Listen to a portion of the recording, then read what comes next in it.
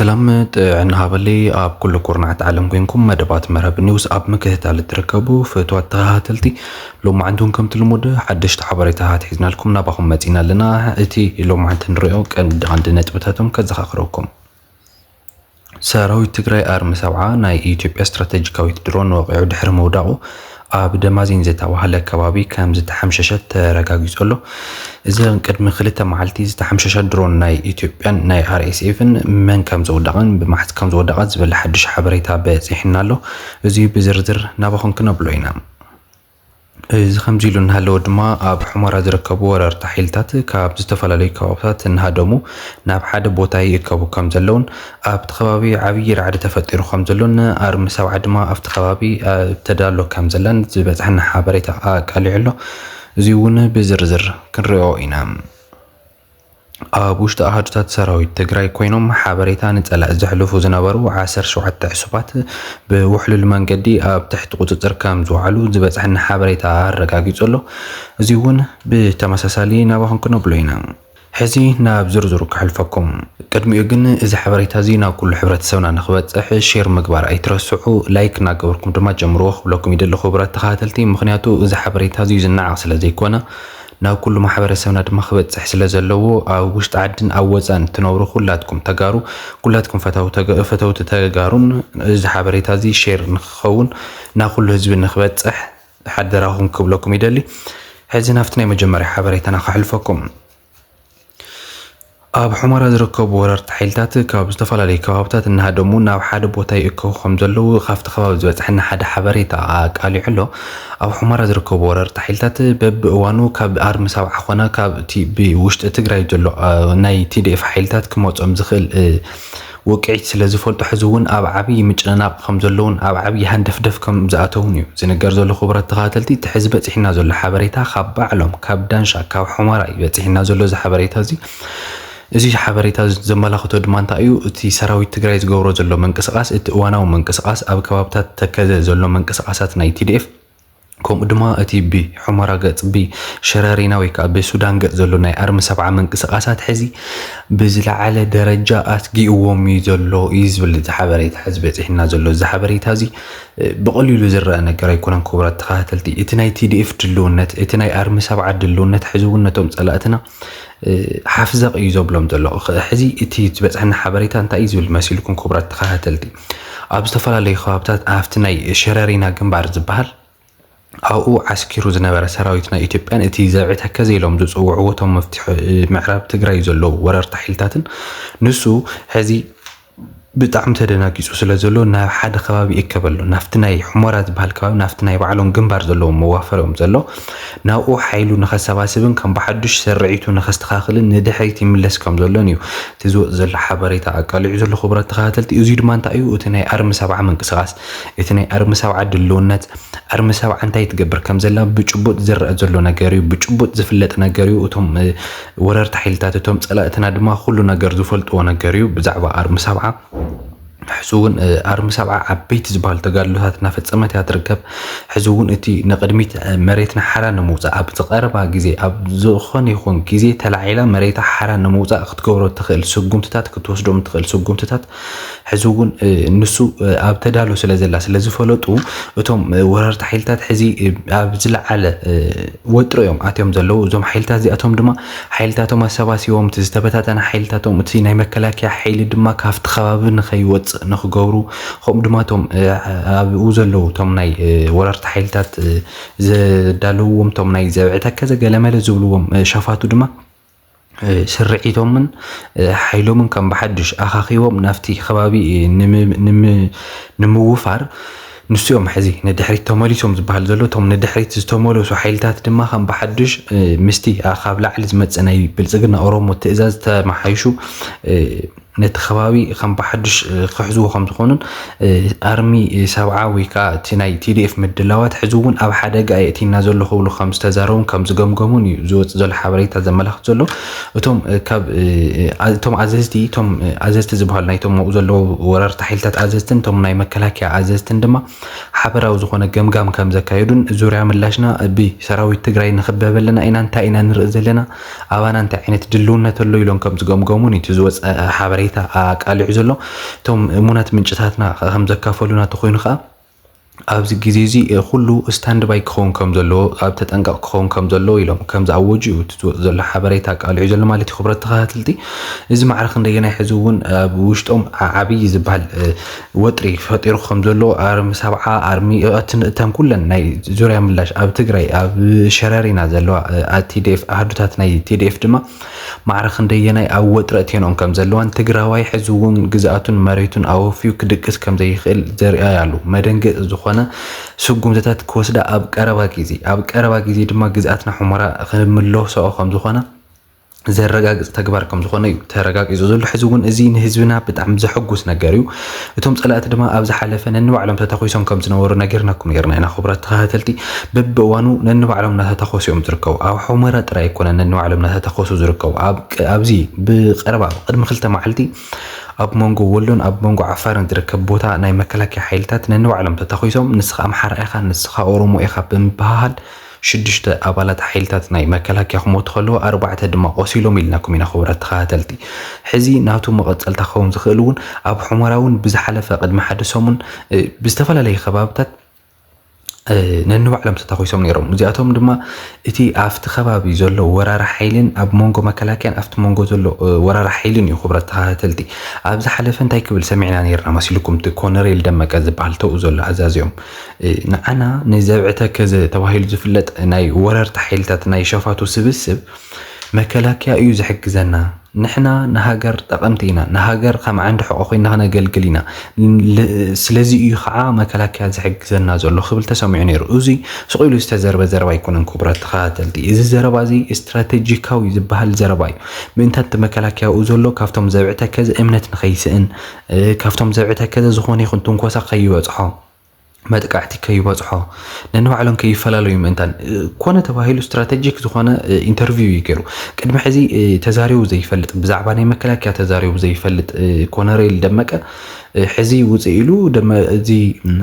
ዘብዕተ ከዘ ብመከላከያ ዝዋፈር ብመከላከያ ዝተደራጀው ይኽብለና ሞኪሩ ነይሩ። ከምኡ ድማ እቲ እሸቱ ደምለው ዝበሃል እቲ ናይ ዘይሕጋዊ መምሕዳራዊ ዘሎ ሓላፊ ዝኾነ ከዓ ብንሱን ካልእ ዘረባ ተዛሪቡ ነይሩ። ሕወሓት ናብዚ ከባቢ እዚ ከኣቱ ኣይኽእልን ድሕሪ ሕዚ ቲዲኤፍ ኮነ ሕወሓት ናብዚ ከባቢ እዚ ከኣቱ ኣይኽእሉን ክሪእዎ ኣይኽእሉን ብመስኮት ቴሌቪዥን ጥራዮም ክሪእዎ ዝኽእሉ ኢሉ ነይሩ። እዚ እውን ድሕሪ እቲ ናይ ኮሎኔል ደመቀ ኢንተርቪው እዩ። እዚ ዝኾን ዘሎ ድማ ሕዚ እውን እቲ ኣብ ትግራይ ዝግበር ዘሎ ምንቅስቃስ ግዝኣትካን ሃፍትኻን ርስትኻን ናይ ምምላስ ምንቅስቃስ ከም ዝኾነ እቲ ናይ ቲዲኤፍ ዝተረፈ ዕላምኡ እቲ ዝተፈናቐለ ህዝቡ እቲ ኣብ ኬንዳ ዝመውት ዘሎ ህዝቢ ናብ መረቦቱ ንምምላስ እቲ ሕዚ ዝብላዕ ሲኢኑ መድሓኒት ሲኢኑ ዝመውት ዘሎ ህዝብና ኣብ ዝሓፀረ ግዜ ናብ ርስቱን ናብ ዓዱን ንምምላስ ዝገብሮ ዘሎ ምንቅስቃስ ስለ ዝረኣዩ ንዕኡ ድማ ስለ ዝተዓዘቡን ነተኡ ዘሎ ናቶም ዘይሕጋዊ ሓይሊ ድማ ሞራል ንክኾኖም ብዝብል ሓሳብ ኢንተርቪው ዝገበርዎ ዘረባ እዩ ክብረት ተኸታተልቲ። እንተኾነ ግን እዚ ስዒቡ ሕዚ እቲ ቲዲኤፍ ዙርያ ምላሽ ኣብቲ ናይ ምዕራብ ትግራይ ብዝገብሮ ዘሎ ምንቅስቃሳት ከም ትፈልጥዎ ዘለኹም ሕዚ ነቲ ናይ ግዝኣት ናይ ምምላስ ስራሕትታት እውን ኣብ ቀረባ ግዜ ክጠናኸር ክቅፅል ስለ ዝኾነ ሕዚ ነዚ ስዒቡ እዩ ድማ እቶም ኣብኡ ዘለዉ ወረርቲ ሓይልታት ሕዚ ሃለውለው ጀሚሮም ዘለዉ ፍቀዱ ሃተውተው እዮም ዝብሉ ዘለዉ ክቡራት ተኸታተልቲ። ካብቲ ውሽጦም ዝበፅሐና ሓበሬታ እየ ዘዋግዐኩም ዘለኹ ካብቲ ዳንሻ ከባብታት ዘለዉ ካብቲ ናይ ማይካድራ ማለት እውን ናይ ሸረሪና ግንባር ዝነበሩ ሓይልታት ንድሕሪት ክምለሱን ከም ብሓድሽ ንኽዋፈሩን እዮም ኣብ ሸበድበድ ዝርከቡ ክቡራት ተኸታተልቲ። እዚ ማዕረኽ እንደገና ናብ ናይ ሰራዊትና ኣዘዝቲ ይፈልጥዎ እዮም እቲ ሓበሬታ ዘለዎም ዓበይቲ ሓለፍቲ እውን ክፈልጥዎ ይግባእ እዩ ዝነገር እዚ ሞ ሕዚ እውን ሼር እናገበርኩም ክብለኩም ይደሊ ክቡራት ተኸታተልቲ። ናብቲ ናይ ቀፃሊ ሓበሬታና ክሕልፈኩም ከለኹ ከዓ ሰራዊት ትግራይ ኣርሚ 70 ናይ ኢትዮጵያ ስትራቴጂካዊት ድሮን ወቂዑ ድሕሪ ምውዳቕ ኣብ ደማዚን ዝተባሃለ ከባቢ ከም ዝተሓምሸሸት እዩ ተፈሊጡ ዘሎ። እቲ ሕዚ ዝበፅሐና ሓበሬታ ብዝሓለፈ ሰራዊት ሱዳን ከም ዘውደቕዎን ዝነገረለን ዝነበረ 2 ድሮናት ናይ ብልፅግና ማለት እውን ናይ አርኤስኤፍ ናይ ብልፅግናን ጆይንት ፎርስስ ኮይኖም ይሰርሑ ስለ ዘለዎ ኣብቲ ከባቢ ንሱ ብሓገዝ ናይ ኤሚሬትን ብሓገዝ ናይ ብልፅግናን ዝግበር ዘሎ ናይ ድሮን ደብዳብ በብመዓልቱ ዝቐፀለ እኳ እንተኾነ ኣብ ዝሓለፈ ቅድሚ 2 መዓልቲ ግን 2 ድሮናት ወዲቐን ከም ዝነበራ ነጊርናኩም ነርና ኢና። እቲ ሓንቲ ናይ ኣብ ደማዚን ከባቢ ከም ዝተሓምሸሸት እታ ሓንቲ ድማ ካብ ካይሮ ካብዚ ናይ ዋና ከተሞም ናይ ሱዳን ዋና ከተማ ይቅርታ ካይሮ ኢላ ካብቲ ካርቱም ናይ ዋና ከተማ ናይ ሱዳን ውፅእ ኢልካ خمسة حمششتن يتنجرون يرو أتا أب كباب دمازين زت حمششت دما بجيجنا حيلتات مكلاخال ناي تجري مالتون بقى حيلتات ناي أير مكلاخال ناي أرم 7 5 حمششت يتحجز بس عنا حبريتها قال يعزلو كبرة تخاتلتي زي ناي بلتقنا درونات ወይ ናይ RSF ድሮናት ብተደጋጋሚ ግዜ ኣብ ልዕሊ ሰራዊትና ከዘንቢያል መጥቃዕቲ ንኸብፅሓ ሙከራታት ክገብራን እናተረኣያ ነይረን ብኣርሚ 7 ድማ ብብዙሕ ፈተናታት እናተሳገረት ትሕልፍ ዘላ ኣርሚ ምዃና ኩላትና ንፈልጥ ኢና ናይዚ መቐፀልታ ክኸውን ዝኽእል ድማ ሕዚ እታ ድሮን ንሳ መጥቃዕቲ ንምፍፃም ናብ ከባብታት ደማዚን ዘሎ ናይ ኣርሚ 7 ካምፕ ብምኻድ መጥቃዕቲ ክትፍፅም ብምሙከራ በቶም ጀጋኑ ሓይልታት ሰራዊት ናይ TDF ተጻፊዓ ሕዝውን ምንም መጥቃዕቲ ከይብፅሕት ኣብ ከባቢ ደማዚን ዝተሓምሸሸት እዩ ዝወፅ ዘላ ሓበሬታ ቃልዑ ዘሎ ማለት እዩ እዚ ሕዝውን ማዕረኽ እንደየናይ ሰራዊት ትግራይ ማዕረኽ እንደየናይ ዓወት ከም ዝኾነ ዘርኢ እዩ ዓወት ዝልማዱ ሰራዊትና ሕዝውን ብዓበይቲ ዓወታት እናተ عجبيو زغتل دلو أرمي 7 تجبر زلا منقسقاسات تجبر زلا تجادلو التفتصمو زلا ججننت حزوون كالي تاريخي خلوكم زدل خبرتها تلتي حزوون أرمي 7 حالوات ناي حزب تجري حالوات نايتي كاب مريتون كابروسون تفنقلو أفقدو كيندا تدربيو بسأن مدحانيتن سأن مجبن زموت زلا حزبنا ناتو علني زولو زمكحلو سراويتي خبرتها تلتي حزوون سراويتنا ندقفينا هنقولكم ندلي باسم مرب نيوز أرمي 7 حزون قصال زخونه تاريخا ክትፍጽምያ ታሪኻ ድማ ክስነዲዩ ክብለኩም ይደሊ በዘጋጥ ኣም ክብረት ተኸታተልቲ ነዚ ድማ ሕዚ እቲ ተጀሚሩ ዘሎ ቃልሲ ሕዝውን ኣጠናኺሮም ቀጽሎም ዘለዉ ሕዝውን ካልኦት ዓይነት መንቀሳቐሳት እውን ኣብ ዝቐረባ ግዜ ክግበሩ ከም ዝኾኑን ብዝተፈላለየ ከባብታት ድማ እቶም ናይ ጸላእቲ ሓይልታት ገምጋም የካይዱ ከም ዘለዉ ነቲ ጽምዶ ንሳቶም ዝፈርሕዎ ጽምዶ እውን ببزح جزء ببجزء يزارون كم زلوني كجلسلكم زدلي كرة تخاتلتي اسكين أبنت اسكي كافتي نتي تصمدوا فريحهم زول وتم عزتنا ناي سراويتنا إثيوبيا خونتهم رحلتنا إثيوبيا خونا خسمعكم كهونا أجري تلاكلتن بوم بيزو بيكتماو مهد إنني يتقل سلطان يا بوم بلجهن الناتن وندمن እህትን ሊገል ይችላል ጽምዶ ዛሬ የተፈጠረ እንዳይመስላችሁ ጽምዶ የ1960ዎቹ ስትራቴጂ ነው ኢትዮጵያ የባህር በርን እንድታጣ ስለተፈለገ ነው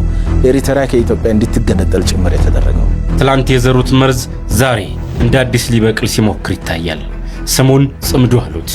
ነገር ግን ይህ ዛሬ የተወለደ እንግዳ አይደለም የትናንት ጥላ የድሮ ጠባሳ ነው ወደ ኋላ እንሂድ ወደ 1960ዎቹ የወጣቶች ልብ በማርክሲዝም ሌኒዝም ፍልስፍና በሰከረበት ዘመን በዚያ የፈተና ወቅት ነበር ጽምዶ የተወለደው የታሪካዊ ጠላቶቻችንን እጅ ይዘው ካይሮ ደጅ ሲጠኑ ካርቱም ላይ ሲመክሩ ሞቃዲሾ ላይ ሲያስሩ ነበር كم سمعوا ذلهم يخبرت تخاتلتي توم ناي إثيوبيا جنرالات كونتهم حلفتي كاب قدامي منيسترهم جميرو تناي صمدو زبهال منقسقاس معرخ نديناي تيرر لا يقولون كم زلو زرئيو يتي صمدو زبهال منقسقاس مالتون تن امونغو ايرتران تግራይን ማለት ኹም ድማ ፋኖን ሱዳንን ዘሎ ሓበራዊ መንቀሳቀስ አፍትናይ ፖለቲካውን ወታደራውን ተሕብራት ዝምልከት ዓብይ ገዛዕ ይኾይንዎን ከም ዘሎን ንባዕሎም ንስልጣኖም ስጋት ፈጢሩሎም ከም ዘሎን እዮም ኣብ ምግላጽ ዝርከቡ ሕዝውን ጽምዶ ዝባሃል ኣብ ምንታይ ደረጃ ኣሎ ንዝብሉ ሰባት ጽምዶ ሕዝውን ተሰጣጢሙ ኣብ ምትሕብባር ይርከብ ክንብለኩም ደል ኽብረት ተኸታተልቲ ጽምዶ ሕዝውን ኣብ ዝለዓለ ደረጃ በሪኹ ይርከብ ጽምዶ ሕዝውን እቲ ንኽልቲኡ ህዝቢ ኣጋጢምዎ ዘሎ ናይ ጸላኢ مندف نمقام نعون نمدفع نتي صلاة نسو خمسرو محيو كان مدرباي زخل منقسقاس يجبر له صمدو حزون قصال زخونه ركباتيو صمدو حزون عبيت زبالو عوتات كحفسيو اب قدميت دما عبيت عوتات يصبيو خم زلو كنغركم زدل خبرات تخاتلتي نفتني مودات حبريتنا خالفكم كله خا ابوشت احدات سراويت تግራይ ኮይኖም حبريتان نصلا زحلفو ዝነበሩ 17 ዕሱባት بوحلول መንገዲ ኣብ تحت ቁጥጥር ከም ዝውዓሉ እዩ ዝበፅሐና حبريታ ቃልዑ ዘሎ أوشت TDF كوينم أوشت سراويت تجري كوينم كافتم عبالات ناي تجادل تعبالات بيستفلا لي ملكوع بتقمة دليلهم ديو بقرش توهيوهم ديو بتشات عاسيوهم بتسألات عاسيوهم بيستفلا لي عينة حبريتان نسأل أيهو زنورو حسوبات أبالات ناي سراويت بحزون بوحلول المنقدي ناي مريحنة ناي TDF أب تحت قدس أركام زعتويو تزين جرزلو حزون إزي كقصة زجبو نجاريو أقدمنا نحنا نتناقرنا نيرنا أقدمنا أب مرب نيوز زبلنا يو حبريتايو إذا حبريتا زدما أقدموا تغيير تزهو نيرو تم أوز حلف أب كباب جمهالو بدرون استوقع ناي TDF أبالات حزي بهو مهلو نيرو متم أوز بزعته أوز بزح جودات حزون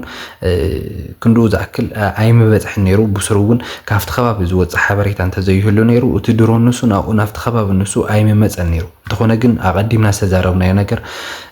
كسمعنا بزي مقالو تي مريحنات ناي TDF حزون تزبط حنا جربت حلو على خبرات خهتلت زخون خوين جن حزون عبي سجمتيو توم كواو 10 شوعات تزخونو أبالات ناي سراويت بسفل على متدللهم ناي سراويتهم مستير بمحلف كعب بمهاب بسأله أنه قعنا جورت أنا حميهم انتهونا كن حزي بوحلول أمارة راح ناي تجرين وحلول ناي متسري من قدتهم تغيير لهم حزي أب تحت وقت أركام ذاتوني وتزوج حبريتا على لنا جلهم على خبرتها تلتي أمون لو معتنا رنا حبريتنا يبزي زازي من لنا حبريتنا كلنا خبرت تحشير مقبرة يترسعوا كم دما سبسكرايب ناقوركم بيتسكون خنو بلكم ندلي سلام